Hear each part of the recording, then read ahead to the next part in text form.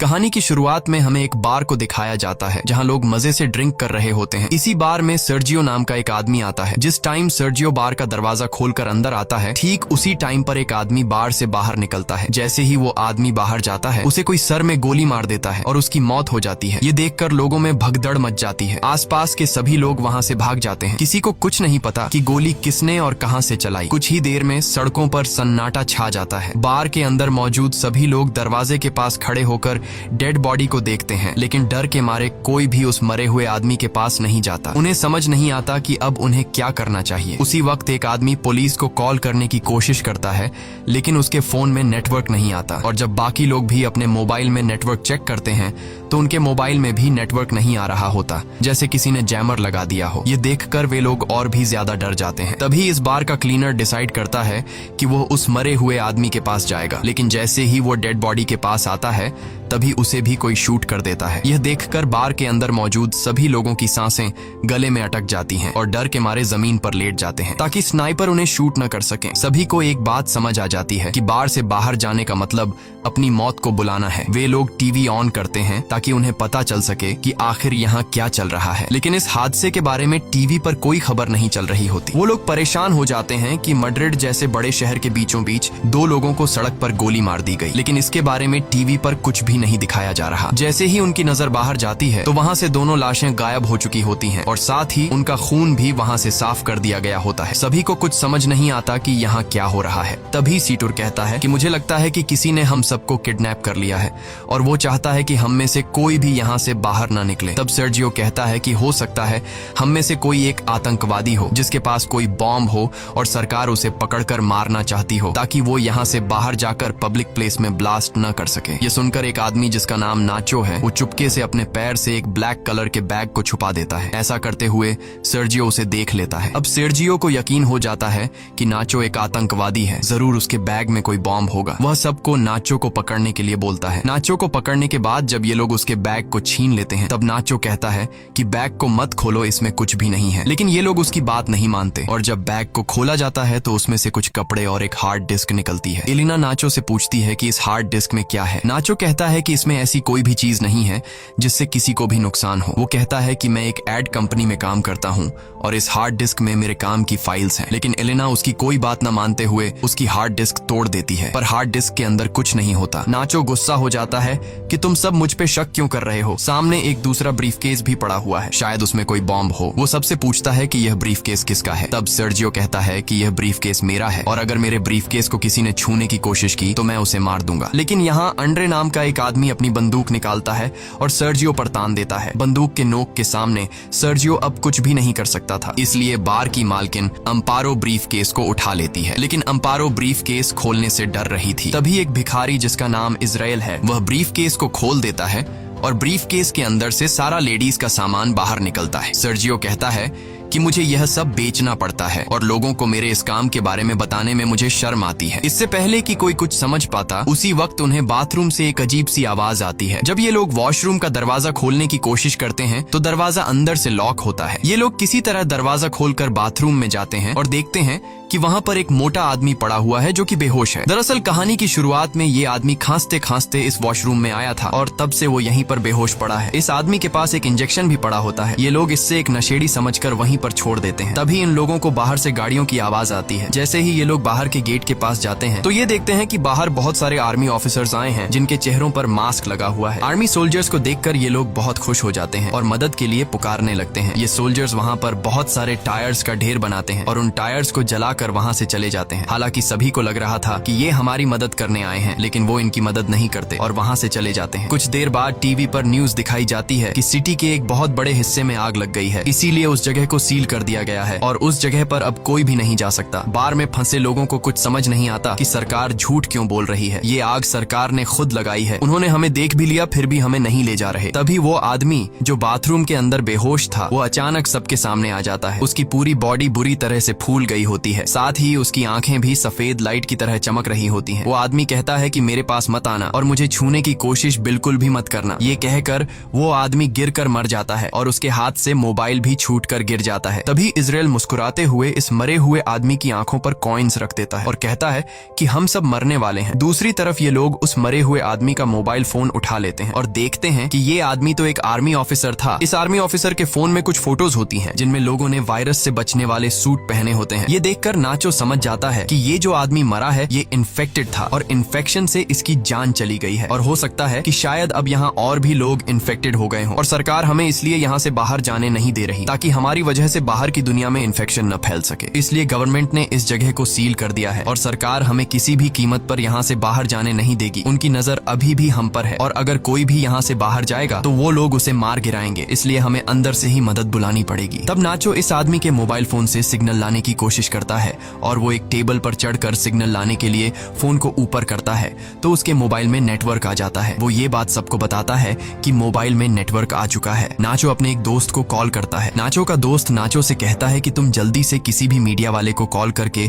उसे सब कुछ बता दो। लेकिन तभी सेटर भी फोन पर बात करने के लिए टेबल पर चढ़ जाता है और नाचो से मोबाइल छीनकर मदद के लिए चिल्लाने लगता है। लेकिन तभी टेबल पर ज्यादा लोड आने की वजह से टेबल टूट जाता है और उनका कनेक्शन कट जाता है। तब एंड्री दोबारा सिग्नल लाने के लिए नाचो से फोन मांगता है, लेकिन बार की मालकिन अम्पारो उसे रोक देती है और कहती है कि इस फोन को मत छूना क्योंकि ये फोन उस इन्फेक्टेड आदमी का है जो इन्फेक्शन की वजह से मर गया है। ये फोन भी इन्फेक्टेड है और अगर तुमने इस मोबाइल को छू लिया तो तुम भी इन्फेक्टेड हो जाओगे। सर्जियो और एंड्री को बार की मालकिन की ये बात बिल्कुल सही लगती है। अब इसका मतलब नाचो और जिस किसी ने भी इस मोबाइल को या इस आदमी को छू लिया है वो सब के सब इन्फेक्टेड हैं और ऐसा करने वाले इनमें से 5 लोग हैं। अब ये तीनों एक साइड पर खड़े हो जाते हैं और मोबाइल और उस डेड बॉडी को छूने वाले 5 लोग दूसरी साइड पर खड़े हो जाते हैं। तब एलेना कहती है कि हमें पागलपंती नहीं करनी चाहिए। घंटों से हम एक दूसरे के साथ हैं, अगर हमें इन्फेक्टेड होना होता तो अब तक हम इन्फेक्टेड हो जाते। लेकिन एंड्री अपनी बंदूक निकालकर एलेना से कहता है कि मुझसे दूर रहो नहीं तो मैं तुम्हें मार दूंगा। इसके बाद बार की मालकिन सर्जियो और एंड्री सभी को अपनी बंदूक से धमकाता है और कहता है कि तुम सब नीचे बंकर में चले जाओ और हम तीनों को यहीं पर छोड़ दो ताकि तुम्हारी वजह से हम लोग इन्फेक्टेड न हो जाएं और अपने साथ इस इन्फेक्टेड डेड बॉडी को भी नीचे बंकर में ले जाओ। ये पांचों ऐसा करने से इनकार कर देते हैं, लेकिन तभी एंड्री गोली चलाता है जिसके बाद इन लोगों को मजबूरन उनकी बात माननी पड़ती है और ये सभी पांचों लोग डेड बॉडी को लेकर नीचे बंकर में चले जाते हैं और उनके पीछे बंकर का दरवाजा ऊपर से बंद कर दिया जाता है। अब ऊपर बस 3 लोग बचे हुए हैं। नीचे बंकर में मौजूद 5 लोग बहुत ज्यादा परेशान होते हैं। तभी ट्रिनी नाम की एक औरत की तबीयत अचानक बहुत ज्यादा खराब हो जाती है। वो सीढ़ियों पर चढ़कर बाहर के 3 लोगों को चिल्ला चिल्ला कर दरवाजा खोलने के लिए कहती है, लेकिन कोई उसकी बात नहीं सुनता। सीढ़ियों पर खड़ी होकर दरवाजे को मारने के दौरान ट्रिनी का बैलेंस बिगड़ जाता है और वो नीचे गिर जाती है, लेकिन गिरते दौरान उसका पैर वहाँ पास रखे बॉटल्स के क्रेट्स पर लग जाता है जिससे वो बॉटल्स भी नीचे गिरकर टूट जाते हैं। बॉटल्स के अंदर मौजूद पानी एक साइड पर बहने लगता है जिससे इन 5 को अंदाजा हो जाता है कि जरूर यहाँ से नीचे बाहर जाने का कोई रास्ता है। जब ये लोग वहाँ पर पड़े गट्टों को हटाते हैं तो नीचे उन्हें एक ड्रेनेज नजर आता है। इसका मतलब ये लोग वहाँ से पानी के रास्ते से होते हुए वहाँ से बाहर निकल सकते हैं। अब ये लोग सोचते हैं कि यहाँ से बाहर जाएगा कौन। तभी इजराइल ड्रेनेज के जाली को हटा देता है और वो ड्रेनेज के अंदर से होकर यहाँ से बाहर निकलने का फैसला करता है, लेकिन इस ड्रेनेज का रास्ता बहुत तंग था, इसलिए इजराइल अपनी पूरी बॉडी पर ऑयल लगाता है और इस ड्रेनेज से नीचे जाने की कोशिश करता है, लेकिन ड्रेनेज का छेद बहुत ही छोटा था जिससे वो नीचे नहीं जा पा रहा था और इजराइल छेद में फंस जाता है। तभी अचानक इन लोगों को गोलियों के चलने की आवाज आती है और उन्हें ऊपर मौजूद 3 लोगों की चिल्लाने की आवाजें आती हैं। आवाजें सुनकर ये लोग बहुत ज्यादा घबरा जाते हैं। फिर उन्हें ऊपर बार में धुआं दिखाई देता है जिसे देखकर ये लोग समझ जाते हैं कि ऊपर जो 3 लोग थे उन्हें किसी ने मारकर पूरे बार को आग लगा दी है। तब ट्रिनी ऊपर लोगों की स्थिति देखने के लिए ऊपर जाकर बंकर के दरवाजे को खोलने की कोशिश करती है, लेकिन बंकर का दरवाजा बहुत ज्यादा गर्म होता है, इसलिए ट्रिनी के छूते ही उसके हाथ जल जाते हैं और वो चिल्ला पड़ती है, जिसके बाद ये लोग ट्रिनी के हाथों पर पट्टी कर देते हैं जिससे ट्रिनी को थोड़ा सुकून मिल जाता है। वहीं दूसरी तरफ इजराइल अभी भी बुरी तरह से ड्रेनेज में फंसा हुआ होता है। अब वो लोग सब एक साथ मिलकर इजराइल को ड्रेनेज से बाहर निकालते हैं। इसके बाद ये लोग नीचे बैठकर चुपचाप इंतजार करते हैं जब तक ऊपर का मामला शांत न हो जाए। कुछ घंटों बाद आग पूरी तरह से बुझ जाती है और वो लोग ऊपर बार में आने का फैसला करते हैं। ऊपर बार में आने के बाद वो देखते हैं कि बार पूरी तरह से जलकर राख हो चुका है। तभी ये लोग देखते हैं कि कुछ लोग बाहर से इस जगह को बुरी तरह से सील कर रहे हैं। यहाँ एलेना कहती है कि मैं मदद मांगने जा रही हूँ, लेकिन नाचो उसे ऐसा करने से मना कर देता है। वो कहता है कि अगर उन लोगों ने तुम्हें देखा तो वो तुम्हें मार देंगे, इसलिए हमारा फायदा इसमें है कि हम लोग यहाँ पर कुछ दिनों के लिए छिपे रहें और जब ये सारा मामला शांत हो जाए तब हम लोग एक एक करके चुपचाप यहाँ से निकल जाएंगे। नाचो की ये बात सबको सही लगती जाती है। ये लोग बड़ी खामोशी से चुपचाप सब कुछ देखते रहते हैं, क्योंकि अगर किसी को भी पता लग गया कि अंदर अभी भी 5 लोग जिंदा हैं, तो इन सबको भी मार दिया जाएगा। तभी यहाँ मोबाइल बजना शुरू हो जाता है। लेकिन अच्छी बात ये थी कि बाहर जो लोग उस जगह को सील कर रहे थे वो लोग वहाँ से जा चुके थे, और जिस मोबाइल पर मैसेजेस आ रहे थे वो उस इन्फेक्टेड आदमी का था जो एक आर्मी ऑफिसर था। एलिना उसका फोन उठा लेती है और उसकी व्हाट्सएप चैट्स पढ़ना शुरू कर देती है, जिसमें एक आदमी उस आर्मी ऑफिसर से पूछता है कि क्या वैक्सीन लेने से तुम्हारी तबीयत ठीक हो गई है। उस आदमी ने जवाब दिया, नहीं, मेरी तबीयत बहुत खराब है और मैं किसी बार के वॉशरूम में छिपा हुआ हूँ, तुम मेरे पास आने की कोशिश मत करना। अब एलेना उसकी पुरानी चैट्स पढ़ती है, जिसमें उस मरे हुए आदमी ने लिखा होता है कि मेरे पास अभी 4 और इंजेक्शन बचे हैं। ये लोग समझ जाते हैं कि उसके पास जो इंजेक्शन है वही इस वायरस की वैक्सीन है। ये पढ़कर सब लोग खुश हो जाते हैं कि ये वैक्सीन काम कर सकती है, लेकिन फिर भी उनके मन में एक डाउट आता है कि अगर उस आदमी ने वैक्सीन ली थी तो उसकी मौत कैसे हो गई। तब ये लोग उस आदमी की ओर पुरानी चैट्स पढ़ने लगते हैं और उन्हें पता लगता है कि वो आदमी कई दिन पहले से बीमार था, इसलिए वैक्सीन इंजेक्शन ने उस पर असर नहीं दिखाया और वो मारा गया। इसके बाद अचानक उस फोन पर किसी का कॉल आता है, पर उससे पहले कि नाचो उसे उठा पाता, मोबाइल की बैटरी डेड हो जाती है। अब ये लोग किसी न किसी तरह से मोबाइल को चार्ज करने की कोशिश करते हैं। नाचो को वहाँ गन मिल जाती है, जिसे वो चुपचाप उठा लेता है। वहीं एलेना कहती है कि उस आदमी ने चैट्स में ये लिखा था कि मेरे पास 4 और बची है, तो क्यों ना हम उन 4 वैक्सीन को ढूंढें। जिसके बाद ये लोग वापस नीचे बंकर में आते हैं और उस डेड बॉडी की चेकिंग करने लग जाते हैं, लेकिन उन्हें वहाँ पर कोई वैक्सीन नहीं मिलती। तभी उन्हें याद आता है कि ये आदमी सबसे पहले वॉशरूम गया था। जब ये लोग वॉशरूम पहुंचते हैं तो वहाँ पहले से इजराइल वैक्सीन को हाथ में लेकर बैठा था। नाचो और बाकी सब इजराइल को बहकाने की कोशिश करते हैं और कहते हैं कि वैक्सीन हमें दे दो, पर इजराइल कहता है कि तुम लोग 5 हो और वैक्सीन 4। अगर मैंने तुम लोगों को वैक्सीन दे दी तो तुम लोग मुझे मेरे हिस्से का एक वैक्सीन नहीं दोगे, क्योंकि मैं एक भिखारी हूँ और तुम लोगों को मेरी जिंदगी की कोई अहमियत नहीं है। इसलिए इजराइल सबसे पहले एक इंजेक्शन निकालकर अपने आप को इंजेक्ट करने लगता है। तभी नाचो उस पर अपनी बंदूक तान देता है, लेकिन इजराइल फिर भी वैक्सीन अपने शरीर में इंजेक्ट कर लेता है। जिसके बाद नाचो और इजराइल के बीच हाथापाई शुरू हो जाती है। इजराइल नाचो पर हावी हो जाता है और उसकी गन को छीन लेता है। इसी हाथापाई के दौरान वैक्सीन इजराइल के हाथ से छूटकर नीचे बंकर में गिर जाती है। ट्रिनी जल्दी से बंकर में जाकर वैक्सीन को उठा लेती है। वैक्सीन को हाथों में लेकर वो बहुत खुश होती है, लेकिन उसके हाथ पर पटिया होने की वजह से वह वैक्सीन को सही से पकड़ नहीं पाती और तभी उसके हाथ से वैक्सीन छूट जाती है और नीचे नाले में गिर जाती है। अब ये लोग दोबारा परेशान हो जाते हैं और सोचते हैं कि हम में से किसी न किसी को तो नीचे जाना पड़ेगा। इन सब में से एलेना सबसे पतली होती है, इसलिए ये लोग उससे पूछते हैं कि क्या तुम अंदर जाकर उन वैक्सीन को ला सकती हो। पहले तो एलेना मना कर देती है, लेकिन फिर बाद में वह मान जाती है। जिसके बाद एलेना की बॉडी पर ऑयल लगाया जाता है और उसे उस छोटे से छेद के अंदर जबरदस्ती धकेलने लगते हैं। बड़ी ही मशक्कत के बाद वो नीचे नाले में गिर जाती है। काफी देर तक नाले के पानी में ढूंढने के बाद आखिरकार एलेना को वैक्सीन मिल जाती है और वह पानी से बाहर आ जाती है। तभी नाचो एलेना की तरफ नीचे एक तार फेंकता है और नाचो उससे कहता है कि तुम वैक्सीन को इस तार से बांध लो और फिर मैं इन वैक्सीन को ऊपर ले आऊंगा। लेकिन एलेना साफ साफ मना कर देती है, क्योंकि वो जानती है ऊपर 3 लोग हैं और वैक्सीन भी सिर्फ 3 ही बची है। वह कहती है कि अगर मैंने तुम लोगों को वैक्सीन दे दी तो तुम लोग वैक्सीन का इस्तेमाल कर लोगे और मुझे बिना वैक्सीन के यहीं पर छोड़ दोगे। एलेना सबसे कहती है कि अगर तुम्हें वैक्सीन चाहिए तो तुम लोगों को नीचे आना पड़ेगा। मैं अभी इस वैक्सीन का इस्तेमाल नहीं करूंगी और अपने पास संभाल कर रखूंगी।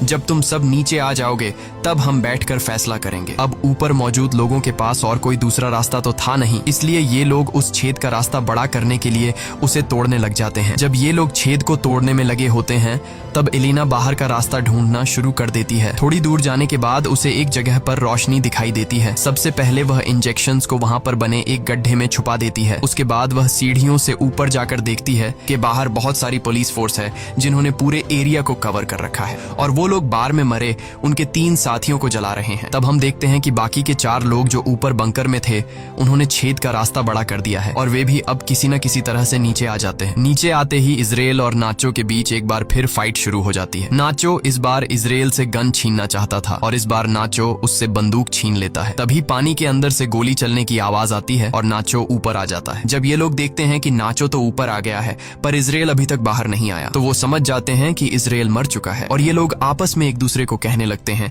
कि नाचो ने इजराइल को मार डाला, लेकिन नाचो कहता है कि उसने इजराइल को नहीं मारा बल्कि इजराइल कहीं पर तैर कर चला गया। पर ये लोग नाचो की बात पर यकीन नहीं करते क्योंकि उन्हें समझ आ जाता है कि नाचो हमसे अपना गुनाह छुपा रहा है। ये लोग नाचो को गन फेंकने के लिए कहते हैं पर नाचो मना कर देता है। अब नाचो पहले तो बहुत ही प्यार से एलेना से पूछता है कि वैक्सीन कहाँ है, लेकिन जब एलेना नहीं बताती तो नाचो सीतुर को गन पॉइंट पर ले लेता है और एलेना को वैक्सीन देने के लिए कहता है। अब यहाँ नाचो कहता है कि हमारे पास 3 वैक्सीन है और अगर मैं सितुर को मार दूं तो हम आसानी से एक दूसरे के साथ वैक्सीन बांट लेंगे, लेकिन एलेना ऐसा करने से मना कर देती है। वो कहती है कि सितुर को मत मारना, मैं तुम्हें वैक्सीन देने के लिए तैयार हूँ। इसके बाद एलेना इनको बाहर की तरफ ले जाती है जहाँ उसने वैक्सीन छिपा रखी थी। धीरे धीरे ये लोग आगे बढ़ते रहते हैं। नाचो और एलेना आगे चलते हैं जबकि सितुर और ट्रिनी उनके पीछे चलते हैं। तभी सितुर पानी में गिर जाता है और ट्रिनी जैसे तैसे करके अपनी जान पर खेलकर सितुर को बचा लेती है। ट्रिनी यहाँ सबसे कहती है कि हम चारों में से एक ना एक को तो वैसे भी मरना है, मैं तुम लोगों में से उम्र में सबसे बड़ी हूँ